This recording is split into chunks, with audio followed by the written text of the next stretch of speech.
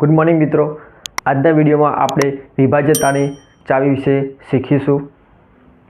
तो सौथी पहला बेनी चावी कि जे संख्यानो एकमनो अंक 2, 4, 6, 8 के 0 होय तो ते संख्याने 2 वडे निशेष भागी शकाय।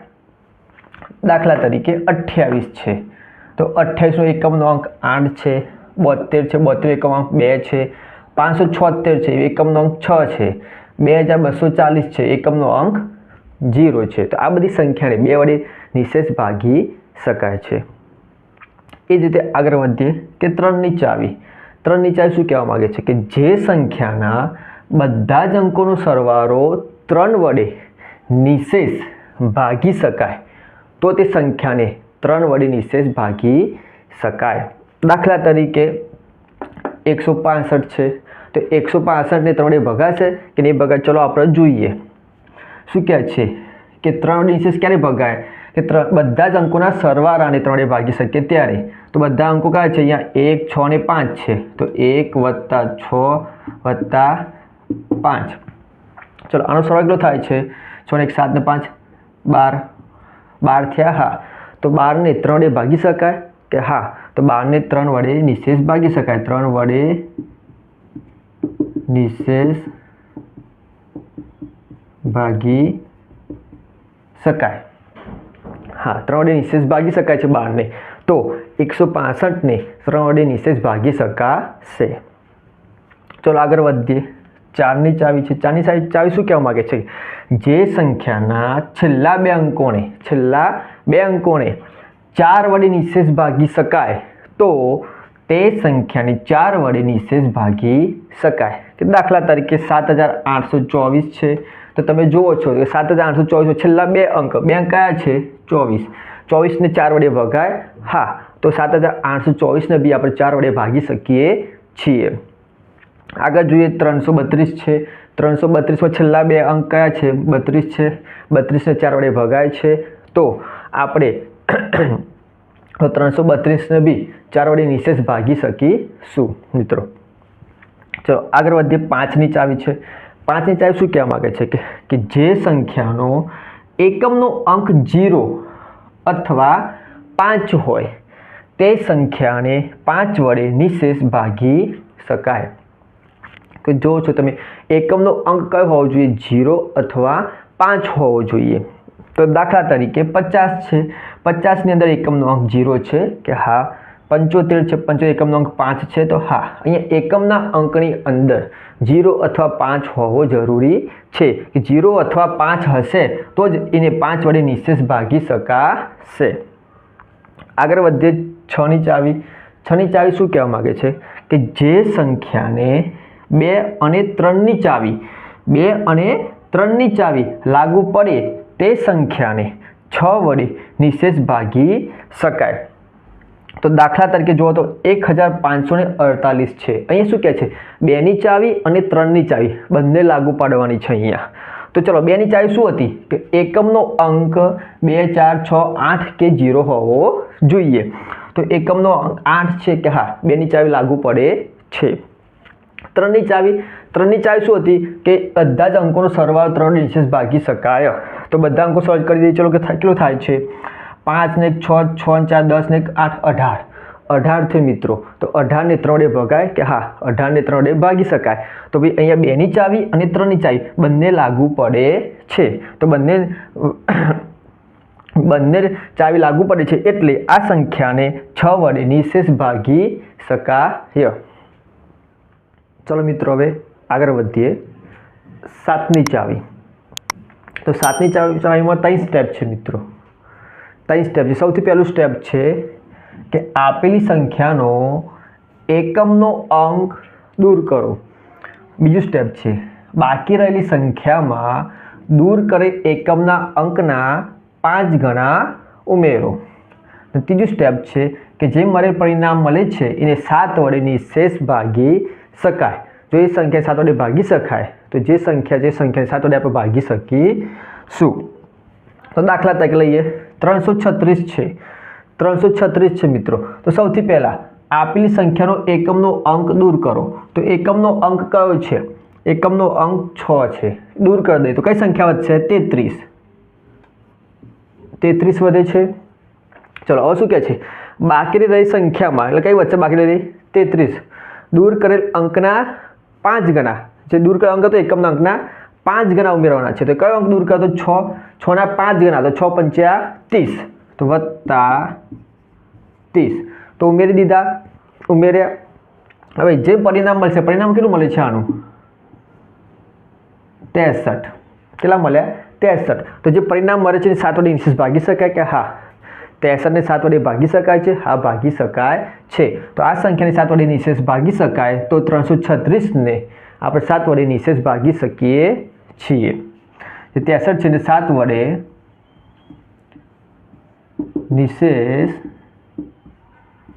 ભાગી શકાય, નિશેષ ભાગી શકાય માટે આપણે 336 ને બી 7 વડે નિશેષ ભાગી શકીએ છીએ. ચલો હવે આવી 8ની ચાવી. 8ની ચાવી શું કહેવા માંગે છે? કે જે સંખ્યાના છેલ્લા 3 આંકડાની સંખ્યાને 8 વડે ભાગી શકાય. કેટલા વડે? 8 વડે ભાગી શકાય, તો તે સંખ્યાને 8 વડે નિશેષ ભાગી શકાય. તો દાખલા તરીકે 62,984 છે. છેલ્લા 3 આંકડા એટલે 984 ને તમે 8 વડે નિશેષ ભાગી શકો છો. તો આ જે સંખ્યા છે 5 આંકડાની મોટી સંખ્યા, એને તમે 8 વડે ભાગી શકશો. હવે આગળ વધીએ. 9ની ચાવી. જે સંખ્યાના અંકોના સરવાળાને 9 વડે નિશેષ ભાગી શકાય, તો તે સંખ્યાને 9 વડે નિશેષ ભાગી શકાય.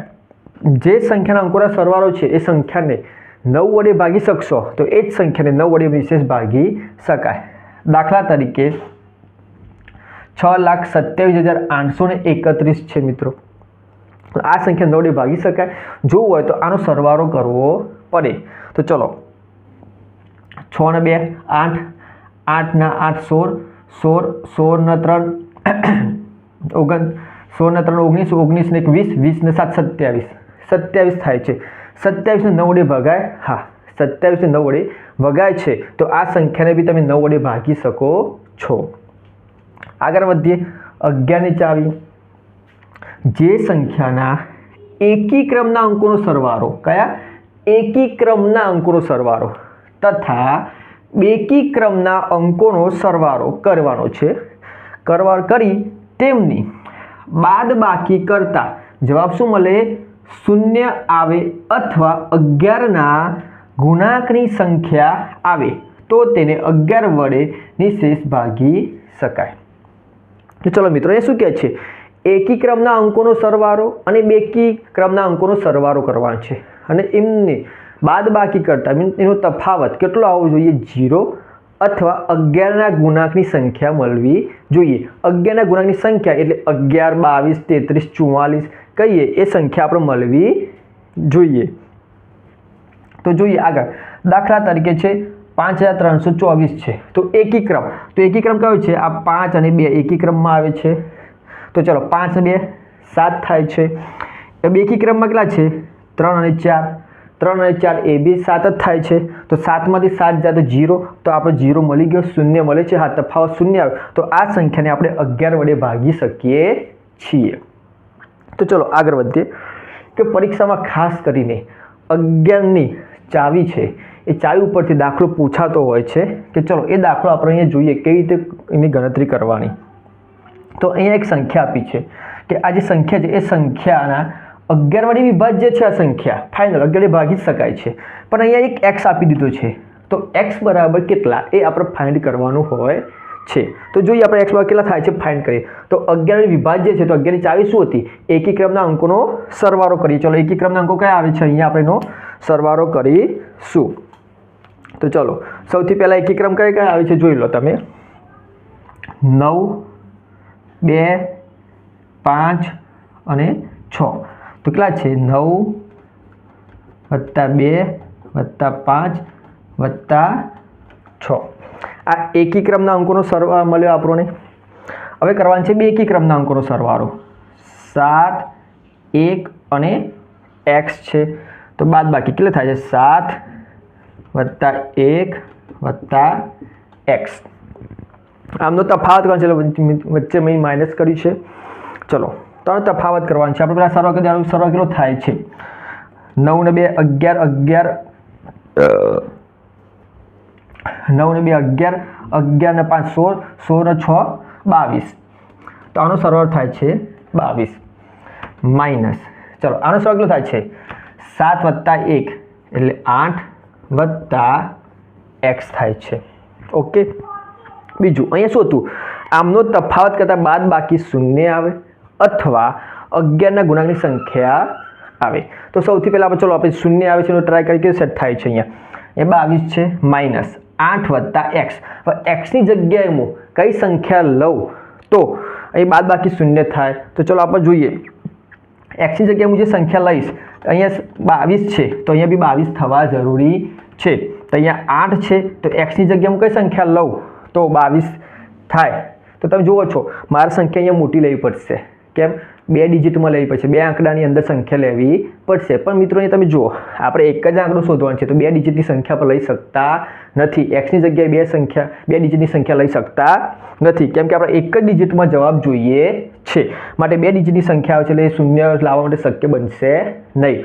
બીજો ચાન્સ જોઈએ તો 11 ના ગુણાંકની સંખ્યા લઈએ. તો 11 ના ગુણાંકની સંખ્યા કઈ આવે છે? 11 22 એવી આવે છે. પણ બાદ બાકી કરતા 22 માંથી કઈ સંખ્યા હું બાદ કરીશ તો 11 ના ગુણાંકની સંખ્યા આવશે. તો તમને ખબર છે 22 માંથી હું 11 બાદ કરીશ તો 11 આવશે જ. કેમ કે 22 માઇનસ 11 એટલે 11 થશે. તો અહીંયા 11 લાવવા માટે 8માં હું કેટલા ઉમેરીશ? 8માં હું કેટલા ઉમેરીશ તો 11 થશે. તો 8માં હું અહીંયા 3 ઉમેરીશ તો 11 થશે. તો તમે જુઓ છો કે 22 માઇનસ 8 વત્તા 3. તો એક્સની જગ્યા કેટલા લીધા? 3 લીધા છે એટલે 11 થઈ ગયા. તો તમે જુઓ છો કે 22 માઇનસ 8 વત્તા 3 એટલે 11. તો 22 માંથી 11 જાય તો 11 વધે છે. તો બાદ બાકી તફાવત 11 આવી ગયો. તો તમે જુઓ છો કે ગુણાકારની સંખ્યામાં આવે તો 11 વડે નિશેષ ભાગી શકાય. તો 11 ના ગુણાંકની સંખ્યા મળી ગઈ આપણે. એટલે x બરાબર કેટલા મળ્યા આપણે? માટે x બરાબર 3 એ તમારો ફાઇનલ આન્સર છે. ચલો મિત્રો મળીશું હવે નવા વિડીયોમાં. અને સબસ્ક્રાઈબ કરવાનું મિત્રો ભૂલતા નહીં. તમારા ફ્રેન્ડ સર્કલમાં શેર કરી દેજો. Thank you.